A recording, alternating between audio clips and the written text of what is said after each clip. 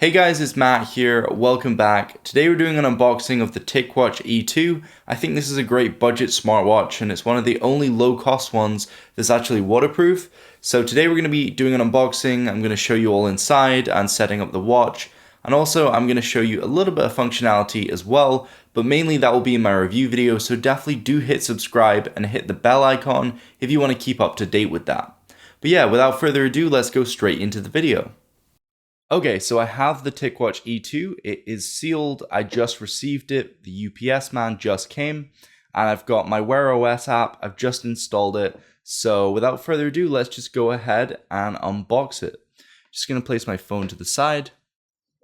And I have a small tool here so I can open it up.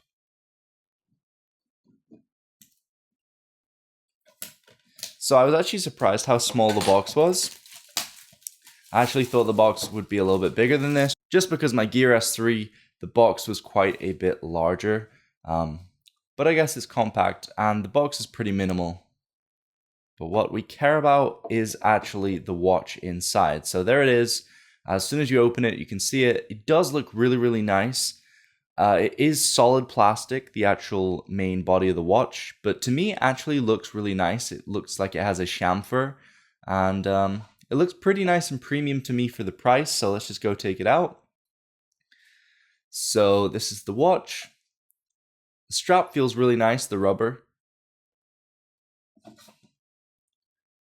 But let's just put this to the side, and we're going to take a look in the box at the other things. So up here we have this charger. It doesn't use Qi wireless charging. It uses this 4-pin charging strategy. So I had this on the Huawei watch. Didn't work that great. However, this one has this imprint, so it can actually align up with the pins much better. So it just plugs in through USB. There is no plug included in the box, so you will need to have your own plug or plug it into your laptop or something. But it should be pretty straightforward to charge it up. Other than that, it's really just instruction book and safety book and things like that. So really not much in the box there. Let's go ahead and set up the watch. Okay, so here's the watch again. Not too sure how to get it out of here. I guess do this.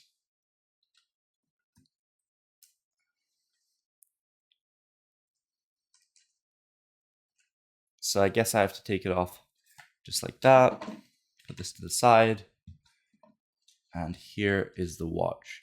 Immediately I can really feel how lightweight this watch is. It really does have almost no weight to it. It feels very, very light, especially compared to my Gear S3. Really does feel like a lightweight watch, which you might like for swimming or if you want to sleep in it and you don't really want to notice that it's there, then this might be a good option. But it is a really good price. I think it was around $150. I think there was a Prime Day sale, so it did come down a little bit to like £110, $110. But the average price is around $140 to $150. I will leave the links down below. Personally, I haven't tested it yet, but it seems like a good deal for that price. Seems like really good quality. And overall from online, I've heard that it has pretty good functionality. And obviously on the box, you can see it is waterproof, just like there. It's actually underwater. So you can go ahead and swim in this and it will track your swimming as well as all your other exercises. So yeah, I'm going to remove the screen protector. So there's just a little tab here. There we go. As you can see on the back, there is the heart rate monitor and where you line up the pins. There's also a screen protector on the back.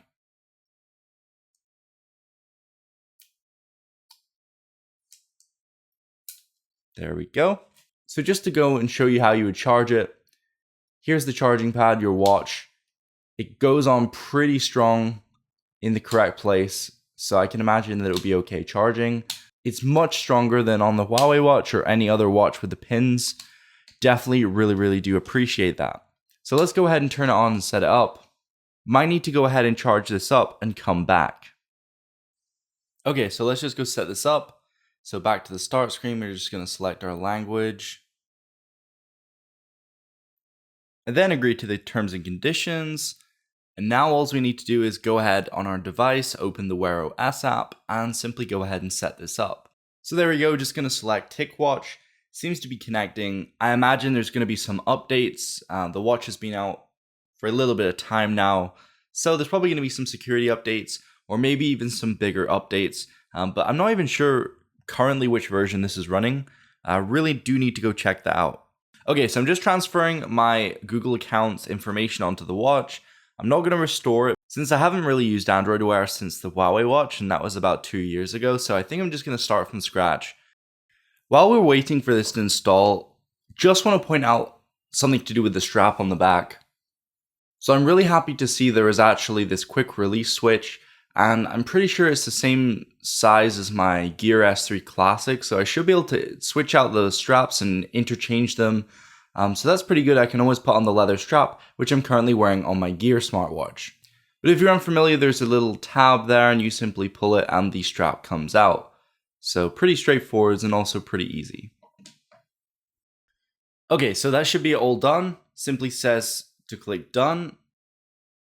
And we have it all set up on here. It's all connected. It shows my battery life is 58% because I really want to do this video and I didn't really want to charge it up to full, even though I know you kind of should do that when you first take it out of the box. So here are some of the pre-installed watch faces, as you can see on the app. They all look really, really nice. Some of them are absolutely stunning, and I actually really, really like them compared to a lot of other watches out there, and it does come with a lot. But keep in mind you can install more, they are free, and there's a bunch of them in the Play Store, so you should have no issue. You do have Google Assistant on the watch, which is one of my favorite things that I really do miss out from on the Gear watch. However, this doesn't have NFC, so in terms of using Android Pay, you're not going to be able to do that. Whereas on the Gear watch, you can use Samsung Pay. So it's not quite as good when it comes to doing payments and things. However, you do have the waterproofing, which my Gear doesn't have. And also, I find Android Wear just has a little bit more compatibility than Tizen. But I guess I'm going to find out how it is 2 years later from the last time I experienced it. So I'm going to lock my phone. Don't need that anymore. And we're going to take a closer look at the smartwatch. Okay, so swiping up brings up your notifications. I find the grouping a little bit odd. It seems to group different apps notifications together, which is kind of strange. Swiping down from the top gives you some quick toggles and you can go ahead and jump into your settings. In terms of the brightness, it does go up to 5 and it's actually very, very good outside or even just like in a bright room. It's actually really easy to see and I have no issues. If you swipe across the way, you do have these sort of widget pages, and if you click the actual button on the side, it brings up your app drawer, which you can swipe through. I kind of like the new Android Wear 2.0 app drawer. It looks really cool. And you just simply hold down on the watch face and it pops up with your favorite watch faces. You can go in and customize them and change the colors and the elements they have. So that's also a really nice feature. You can customize the thing it has, so it could be like calendar or your battery life or your weather. So I really do like that. It's got a really good battery life and a battery saving option as well. You can get around 2 days with the battery saver on. Although I tend to keep the always on display, just really do like that. You obviously have your do not disturb, and something I like about Wear OS is you have a full dedicated keyboard, which actually has the swipe input, so that is awesome. Another cool thing is that you have OK Google, you have the Google Assistant built in. So to me, it's just a little bit more useful than the Samsung Assistant. But yeah, as I said before, it is running Wear 2.0. So hopefully we'll get some more updates from Google in the future. I can already see there is some sort of update right now. So it's probably a security update, but there might be some new features in it. So I will go ahead and check that out. Something else I really like is this has gestures, so you can have wrist gestures turned on, so it means you don't have to touch the screen in case you have dirty fingers, or maybe you're wet or something, so you can easily just flick your wrist and it brings up your notifications, or if you're on the app drawer page, you can easily flick it to move down the way, and flick it the other way to move back up, so I find that quite useful, although the Gear does have the rotating bezel, which this kind of replaces. But yeah, it's always useful to have Google Assistant. It's really handy just to be able to ask it pretty much any question you can think of and it will tell you. You can control your smart home accessories from the watch. And this is something I really miss from having the Samsung watch because this is one of the greatest features about having a wearable on your wrist, and that is actually the Smart Assistant. Something else you're going to be buying this for is also fitness, so it does have a heart rate monitor in, which seems to be pretty accurate with my Gears, seems roughly on par in terms of the results. Something awesome is that you actually have a store on the watch, so you can go ahead into the Play Store and download the apps onto the actual watch rather than going onto the phone and then downloading them there. So that's really awesome. There seems to be a lot more apps for this watch than on Tizen. So for example, Google Maps, there's a lot more useful apps for me. The only downside is really Spotify, because on Tizen it's a full-fledged app.